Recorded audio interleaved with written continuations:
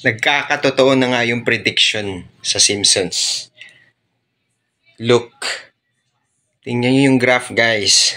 Ang ganda ng performance, tuloy-tuloy yan. And ilalagay ko pa dyan yung 5 years performance niya. Hindi siya bumababa. Dire-diretso siya. Kung bababa man ng konti, tuloy-tuloy yung pag-akyat niya. If I were you guys, okay? Maniniwala kayo sa hindi, ito yung magiging currency pag magkakaroon na ng one world government pagdating ng panahon. Cryptocurrency. The only way, solution para sa inflation is this. Kaya ako sa inyo, simulan nyo na, aralin nyo na, maglagay na kayo. Tuturuan ko kayo kung paano to, okay? Masaya na ako makatulong sa inyo. Malaking bagay na yun sa akin. I think siguro nagawa ko na siguro yung parte ko sa buhay para sa mga kapwa ko na matulungan ko, lalo na yung mga kaibigan ko na naniniwala sa akin.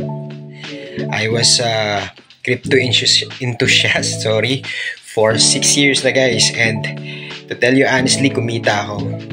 Nag-start ako sa wala. Okay? Nag-start ako sa walang knowledge at na-start ako sa puro scam kasi investment yung pinasukan namin. And since natuto ako paano to at inaral ko tong trading, and yun nga, kumita ako. Somehow maraming mga nalulugi sa trading kasi nga pumapasok sila sa forex, future trading, kung sa cryptocurrency. Now, if you're just only spot trading, buy and sell, bilhin ng mura, antayin magmahal, benta. So, ang kapital mo dito, haba ng pasensya, tsaka of course, pera mo, ganun. O, yun lang yung kailangan mo dito, haba ng pasensya. What I mean, yun lang, haba ng pasensya, antayin mo. And ako'y naniniwala na mangyayari yung $100 million ang bawat presyo ng Bitcoin. Sa ngayon, nasa $960,000 plus lang ata ang Bitcoin. So, what are you waiting guys? Nasa 5 million. To think, May 2010, kahit 10 piso, hindi 10 piso yung Bitcoin. Way back May 2010, anong ginagawa mo niyan that time? And ngayon, nasa 5 million, mag-6 na milyon ang halaga ng bawat Bitcoin.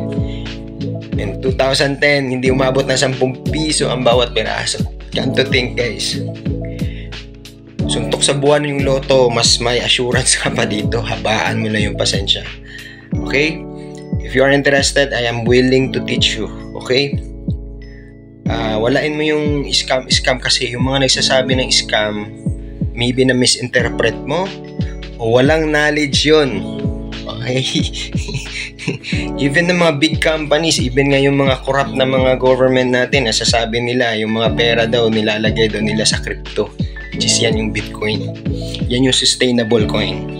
Malulugi lang kayo sa crypto pag hindi sustainable coin.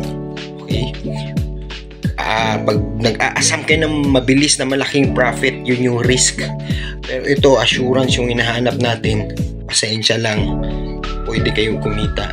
So kung anong mang ilalagay nyo dito, abang-abangan nyo lang, antayin nyo lang, pakikiramdaman nyo lang. Okay? Anytime you can ask me. So I will, para ma-guide ko kayo na maayos. Okay?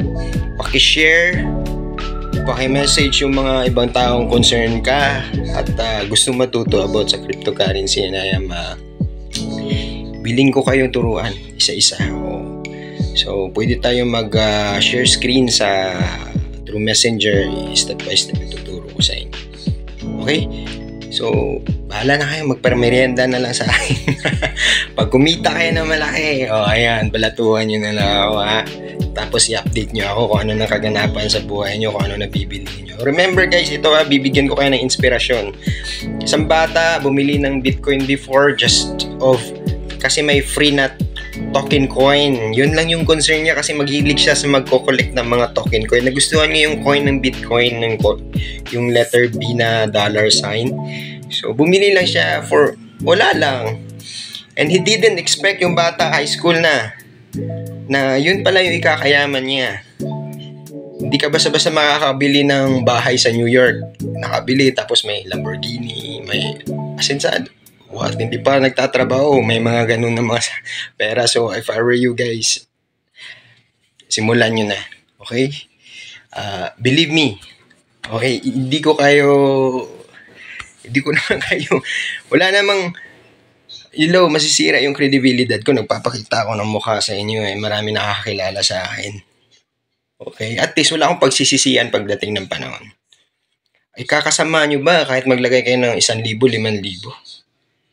Samantalang ang dami nyo na nasasayang na 5,000 eh, yung future nyo walang assurance. Nagbabayad kayo sa SSS PhilHealth ilang buwan, magiging 5,000, 1,000 na yan, wala nangyayari. Okay? Dito pwede magsimula sa maliit, depende sa inyo, 1,000, 5,000, 10,000, it's up to you. Okay? Ang mahalaga dito from time to time, kung pwede maglagay kayo, and then kalimutan nyo. Imagine niyo yung 50 pesos ko dito, 50 pesos na yung naiwan. Chinek ko ngayon, alam niyo na magkano? Nasa mga 2,000 sobra. And yet, ang Ethereum kasi yon, 201,000 na ang presyo. And hindi maganda yung performance ng Ethereum. Kahit hindi maganda performance, lumaki ng 2,000. Magkano lang naman yung dati, hindi maabot nga ng 10,000 ang Ethereum. Ngayon, 201,000 plus pesos ha. Come to think that, yun nga, yung sabi ko sa inyo kanina, ang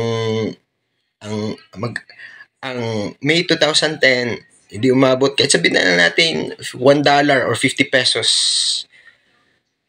May 2010, ang isang Bitcoin. Ngayon, nasa mag-6 na milyon ang isang Bitcoin. Meron ka lang 10 guys, survival. Mamuhay ka ng simple. Pag kumita ka, meron kang 10 ng coin doon, magkano? Tagpa 5 million, let's just say. Magkano? 50 pesos. Gumastos ka lang ng 500, tama ba? 500 pesos. In just 500 pesos, meron ka ng 10, 50 million pesos. Sa ngayon. Ilang years yun? 2010, 11, 12, 13, 14, 15, 16, 17, 18, 19, 20, 21, 2, 3, 4, 15 years. Tama ba? It's just a matter of 15 years, guys. Kumita ka na ng 50 million. Talo pa yung real estate. Bumili ka ng lupa. Ilang times pa yun. I'm telling you guys, as long as sustainable yung crypto na binili nyo, I'm telling you. Kahit nga yung mga malalaking company ngayon, yan na yung pinag-i-investan nila. Kahit yung Jollibee, hindi nyo lang alam. Even Elon Musk. Kaya nga minsan pinagdududahan na nila na may-ari ng Bitcoin tsaka Dogecoin doon si Elon Musk. I don't know, but then most of the billionaires are crypto enthusiasts. Maliban kay Warren Buffett. Again, siya kasi nasa shares siya ng mga shares of stocks. Pero it takes time. Magkagera sa Pilipinas, mawawala ang value ng peso. Samantala, ang crypto kahit nasa Pilipinas ka, tuloy-tuloy pa rin. Punta ka ng ibang bansa, may exchange mo pa rin yan doon. Hindi katulad na pupunta ka ng ibang bansa, ipa-exchange mo yung peso mo doon, wala nang halaga. Kasi nga, bumagsak ng ekonomiya ng Pilipinas kasi nga nagkagera. In case na mangyari yun, and mangyayari talaga yun. And kung mangyayari yun, magkakagera-gera, of course, maghahanap ka ng asylum kung saan ka titira na ulit. Kung mawawasak na yung Pilipinas. Come to think of that, I'm giving you idea na maalala nyo tong video na to na magbibigay sa inyo ng of course idea nga para alam nyo na kung anong gagawin. Ay, salamat dahil sa sinabi mo na yun, alam ko yung anong dapat kong gawin, ano yung magiging step ko sa buhay. Hindi lang naman tong cryptocurrency pang mayaman. Sabi ko nga sa inyo, kahit 1,000 pwede kayo magsimula dito. Yung iba nga, gumastos pa ng mga painom-inom dyan, ilang libo yun, birthday. Why not try to sacrifice for your birthday na hindi muna maghanda and ito ilalagay ninyo for your future. Come to think of it, okay? So sana marami tayong matulungan and good luck sa inyo guys. I am happy to teach you pero it takes time. I think baka one day natin yun kukunin, okay? Ingat. God bless.